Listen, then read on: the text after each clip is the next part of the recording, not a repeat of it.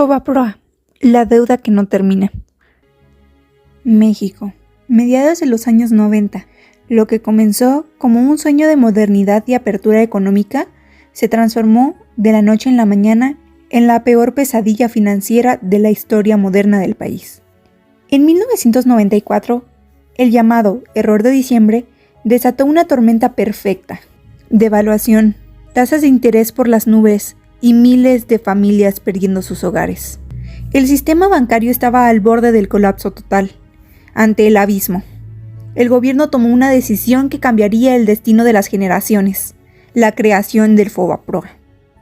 El Fobaproa era un fondo de contingencia diseñado para enfrentar posibles crisis financieras. Su función original era actuar como un seguro para los depósitos, evitando que, ante la insolvencia de un banco, la gente perdiera su dinero.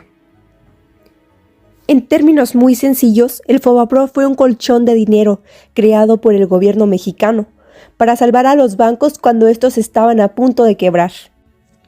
La descripción del Fobaproa cambió drásticamente según quién ocupaba la silla presidencial. Se pasó de verlo como una medida de salvación nacional a describirlo como el saqueo más grande de la historia mexicana. Para el tamaño de los retos de México, no importa lo que se haga, nunca será suficiente para trabajar más a favor de los mexicanos. Pero aquí hay algunas de las críticas. Cuando usted deja la presidencia, millones de mexicanos pierden sus ahorros, pierden sus casas, pierden sus trabajos. Usted le echa la culpa a Ernesto Zedillo, a su gobierno, pero en parte no es usted también responsable de eso. Yo he señalado, Jorge, que cuando un presidente termina, deja activos y pasivos, ¿sí? Nosotros dejamos en un año muy difícil, 1994, que empezó el 1 de enero con el levantamiento del EZL en Chiapas, después la trágica muerte de Luis Donaldo Colosio, nuestro candidato a la presidencia de la República, y la de José Francisco Ruiz Massieu. Y en el Inter, una elección presidencial ejemplar en la historia de México. Pero usted se está quitando de culpa de lo que ocurrió. Al contrario, yo dije que había una serie de problemas, nada más que ellos, con esas decisiones fatídicas de diciembre y las siguientes, convirtieron un problema en una crisis, y esa es la diferencia. Usted dice ellos, se refiere a Ernesto Zedillo de su gobierno. Sí. Pero usted escoge a... ¿Por qué, dónde y cuándo surgió el Fobaproa? El Fondo Bancario de Protección al Ahorro, conocido como Fobaproa, fue creado en México en el año 1990, durante el gobierno de Carlos Salinas de Gortari. Su objetivo principal era servir como un mecanismo de emergencia para proteger al sistema bancario en caso de una crisis financiera. La idea era que si los bancos enfrentaban problemas graves de liquidez, el fondo pudiera intervenir comprando sus deudas y otorgándoles capital. Así, podían evitar un colapso dentro del sistema financiero. Sin embargo, aunque el fondo fue creado en 1990, no se utilizó inmediatamente. Su activación ocurrió varios años después, a raíz de una fuerte crisis económica que afectó a México. En 1994, el país enfrentó una grave crisis financiera que provocó la devaluación del peso, la caída de la economía y grandes problemas en el sistema bancario. Muchos bancos comenzaron a acumular deudas y a tener dificultades para recuperar los créditos que habían otorgado. Ante esta situación, en 1995, durante el gobierno del presidente Ernesto Zedillo, el Fobaproa fue finalmente puesto en marcha. El gobierno utilizó este mecanismo para rescatar a los bancos, comprando gran parte de sus deudas con recursos públicos. Como resultado, el Estado terminó absorbiendo aproximadamente una deuda bancaria que representaba cerca del 11% de toda la economía mexicana en ese momento. Protesto guardar y hacer guardar la Constitución política de los Estados Unidos mexicanos y las leyes que de ella emanen, y desempeñar leal y patrióticamente el cargo de presidente de la República que el pueblo me ha conferido, mirando en todo por el bien y la prosperidad de la Unión, y si así no lo hiciere, que la nación me lo demande.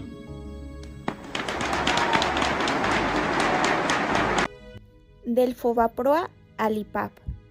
Con el paso de los años, el manejo de esta deuda generó un fuerte debate público y político.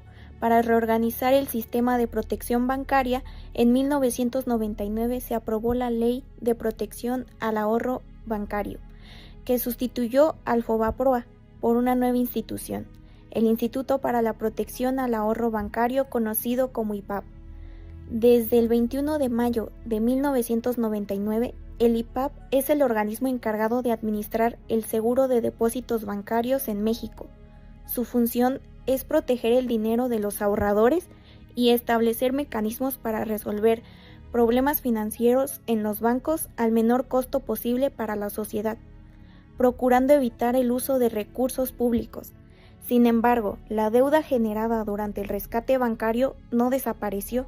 De acuerdo con datos de la Secretaría de Hacienda y Crédito Público, hasta diciembre de 2021, la deuda relacionada con el rescate bancario, compuesta por pasivos del IPAB y programas de apoyo a deudores, alcanzaba más de 1.040.000 millones de pesos. Esta deuda sigue siendo pagada con recursos públicos, es decir, con los impuestos de los contribuyentes mexicanos.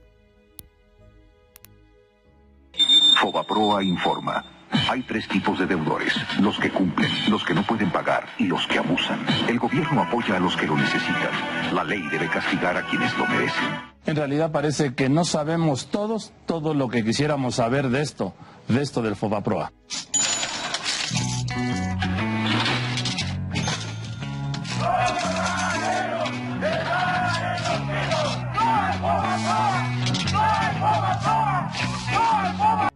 ¿Cuáles fueron las funciones del FOBAPROA?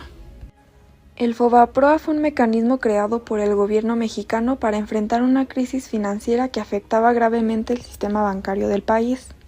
Una de sus principales funciones fue rescatar los bancos que estaban en riesgo de quiebra, con el objetivo de evitar un colapso en el sistema financiero nacional. Otra función importante fue proteger los ahorros de los ciudadanos, asegurando que las personas no perdieran el dinero que tenían depositado en las instituciones bancarias.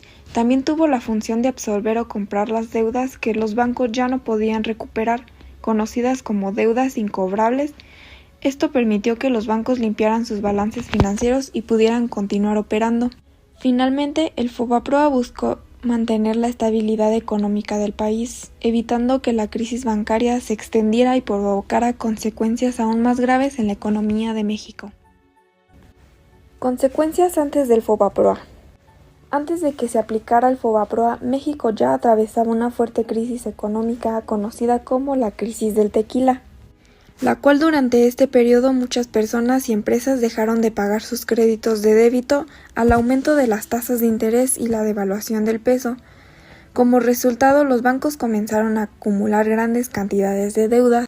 Esto generó un alto riesgo de quiebra para varias instituciones financieras, lo que ponía en peligro los ahorros de millones de personas y amenazaba con provocar un colapso del sistema bancario mexicano. Consecuencias después del FOBAPROA. Después de su implementación, el FOBAPROA permitió que muchos bancos continuaran operando y que el sistema financiero se estabilizara. Sin embargo, también generó consecuencias importantes. Muchas de las deudas de los bancos pasaron a convertirse en deuda pública, lo que significó que el gobierno asumió la responsabilidad de pagarlas. Esto provocó una gran controversia en la sociedad mexicana, ya que muchas personas consideraron injusto que recursos públicos se utilizaran para rescatar a instituciones financieras. Años después, en 1999, el FOBAPROA fue sustituido por el Instituto para la Protección del Ahorro Bancario, institución que actualmente protege los depósitos bancarios de México. Impacto dentro de los bancos. El impacto del FOBAPROA dentro del sistema bancario fue muy significativo. Gracias al programa, varios bancos evitaron la quiebra y pudieron continuar ofreciendo sus servicios financieros. Además, el sistema bancario pasó por un proceso de reestructuración. Algunos bancos fueron vendidos, otros se fusionaron y varios pasaron a manos de instituciones extranjeras. También se implementaron nuevas regulaciones y mecanismos de supervisión para fortalecer el sistema financiero y reducir riesgos de futuras crisis. Entre los principales bancos involucrados estuvieron Banamex, Bancomer, Serfín, Vital, Banorte, Banco Unión, Banco Cremi, Banco Confía y Banpaís. Pero ¿qué pasó con estos bancos? Después del rescate y la reestructuración del sistema bancario, Banamex fue comprado por Citigroup, Bancomer pasó a ser parte de BBVA, Serfín fue adquirido por Santander y Vital fue comprado por HSBC.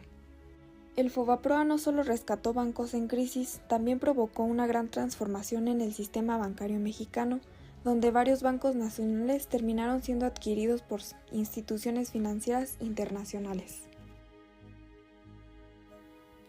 El Fobaproa se puede definir como la decisión económica más divisoria de México, no solo un concepto técnico, sino un símbolo de cómo se gestionan las crisis en el país. En la actualidad, lo más importante no es solamente su historia, sino su vigencia. Al haberse convertido en una deuda pública que estima que México terminará de pagarla al menos en el año 2070.